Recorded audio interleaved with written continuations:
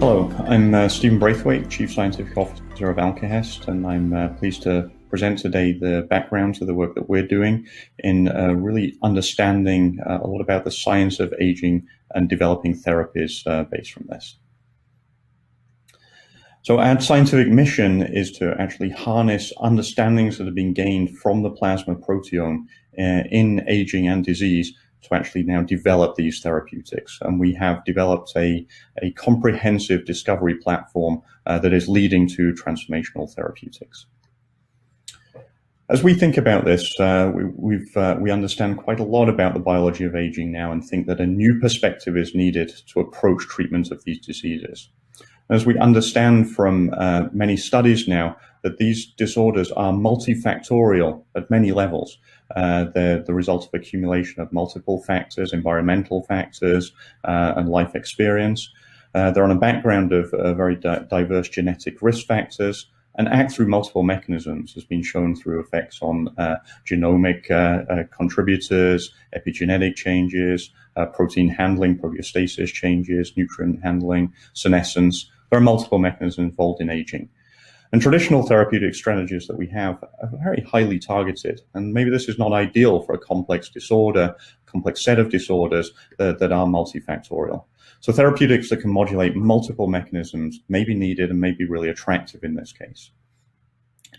And our move towards this area really came from some fundamental science using plasma and showing that age of plasma can affect cognitive function. So in two seminal studies within the last 10 years from the lab of Tony Ruiz-Corey showed that you can use techniques such as parabiosis or infusion of plasma and can modulate the function of animals bidirectionally. So if you put old plasma into a young mouse, you can actually worsen the memory, worsen cognitive function, and also histological correlates of this are also worsened.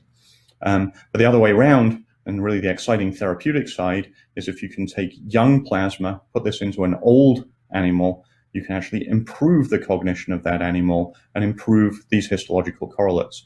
As we go into the literature, you see other examples, other organs that are also modulated in this same way with young plasma into an old animal having beneficial effects. And plasma really fits this goal of being a multi-component driver of function and dysfunction, and maybe really does get us to a new therapeutic understanding that we can capitalize on for age-related disorders. So our scientific premise has been to really understand plasma at the molecular level. And we've defined that there are many proteins which change with aging, and many of these have the potential to drive function or dysfunction. And we've named these proteins chronokines. So these are proteins with biological impact that change with age. Many proteins go up with age, and on the whole, these are detrimental proteins, and we could reduce or antagonize these proteins either using antibodies or small molecule inhibitors, for example. And there are many proteins that also go down with age, and these are the beneficial proteins that we have high when we're younger and low when we're older. And these we could increase or supplement either using plasma fractions or by delivering recombinant beneficial proteins. So we've developed a pipeline at Alkahest through both plasma fractions and targeting individual proteins targeted to multiple disorders. So we're translating this science now to therapeutics. We have plasma fractions that are in the areas of Alzheimer's disease, Parkinson's disease, and post-operative recovery. A small molecule that affects the signaling of one of the negative detrimental chronokines that is in the area of age-related macular degeneration, Parkinson's disease, and another inflammatory disorder.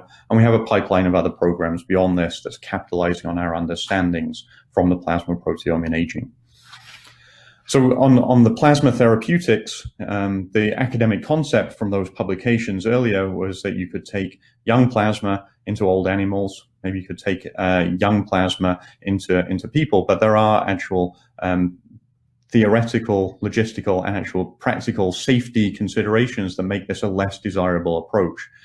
So we have developed that you can take plasma fractions, just take that component of plasma which is having beneficial effects. You can actually scale this better than whole plasma. You can ensure that there is an improved safety through the manufacturing processes and other procedures that you can put in place, have a more defined plasma fraction. And we've demonstrated there are plasma fractions which are more potent even than young plasma as we're actually purifying these therapeutic components.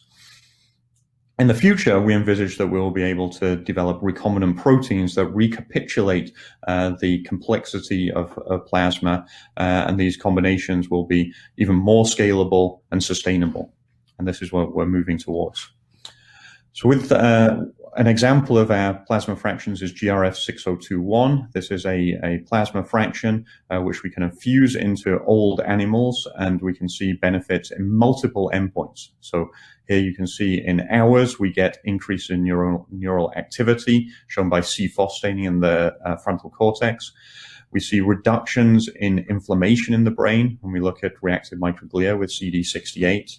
We see reductions days after we've infused the plasma fraction. Weeks after, we also see increases in synapses, looking in the hippocampus at the number of synapses with colocalization of PSD95 and synapsin. And even months after plasma fraction treatment, we see increases in neurogenesis. So we have a multi-modal activity of our therapeutic plasma fractions over prolonged time periods, which is very attractive as a therapeutic. We've taken this concept forward into proof of concept clinical trials. We've performed a phase 2 study with an earlier plasma fraction, GRF6019, where we saw no decline in cognitive function as measured by the ADAS-Cog score in patients who were infused with the plasma fraction in 2 periods for 5 consecutive days at the outset of the trial, and that was repeated 3 months into the trial. We followed these subjects for 6 months. We saw no decline in cognitive function. We had no placebo in this trial, but when we've accessed controls from ADNI on the left, so a longitudinal cohort of subjects, you see AD patients do decline in function over 6 months, whereas healthy people do not decline. And on the right, where we've taken a cohort, multiple cohorts from placebo groups of other Alzheimer's disease trials, you see decline in cognitive function. So we've shown in these trials that the delivery of this therapeutic is safe, it is tolerable, and there are indications that we may have a stabilization of cognitive function. It's very encouraging for us to follow up on. And as an example of our second arm of activity of actually taking these individual factors and drugging them, we have taken the chronokine eotaxin, also known as CCL11, which increases over aging in plasma. This we believe is a detrimental chronokine, and so we've found that this can be inhibited by blocking the interaction with its G protein coupled receptor CCR3. We've identified a very specific CCR3 inhibitor that we've named AKST4290. And when we treat in animal models, at least with AKST4290, we have broad effects on inflammaging. We reduce immune cell recruitment, we reduce inflammatory cytokines and inflammatory eosinophils, having this broad immunomodulatory function that we're then translating to neurodegenerative disorders, retinal diseases, and immunological diseases. And as a first clinical trial, we treated subjects with neovascular AMD, wet AMD, clearly an age-related disorder. So these subjects were treated with the small molecule inhibitor AKST4290 over a 6-week period, BID treatment, and this is 29 subjects in this trial, and over the course of the study we saw an increase in visual acuity as measured by the number of letters that can be read on an eye chart of 7 letters, very significant increase in visual function, and after treatment the visual function actually declines a little bit again. So very encouraging that we can modulate this pathway and actually improve function in the eye. And on the right, you see, even when we look at morphology, you're seeing improvements in detachment of the retinal pigmented epithelium after treatment. And so you're really encouraging that there are morphological changes that correlate with the visual acuity. So as very brief examples here, but what we're developing is a platform based on this, that we're performing plasma proteomic analysis, deep omic analysis using single-cell transcriptomics to understand molecular drivers from the plasma compartment that can actually have benefit in a range of age-related disorders and affect the biology of aging.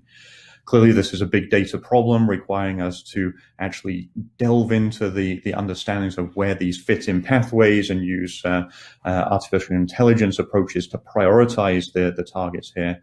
But this clearly is leading to novel high-impact targets that we can validate in vivo and in vitro and then take on. To these prioritized targets are now being validated in clinical programs.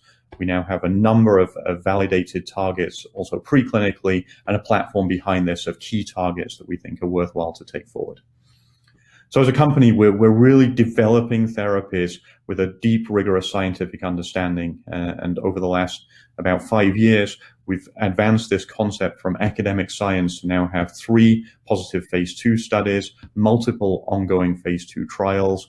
We're securely funded and have a great partnership with Grifols, a plasma therapeutic company, and funding also from Grifols, the Michael J. Fox Foundation, Stanford, and the Nan Fung Group, to build a company of nearly 100 employees now, with 30 patent families, but really a broad, scientifically rigorous platform that we're taking forward to develop truly novel therapeutics.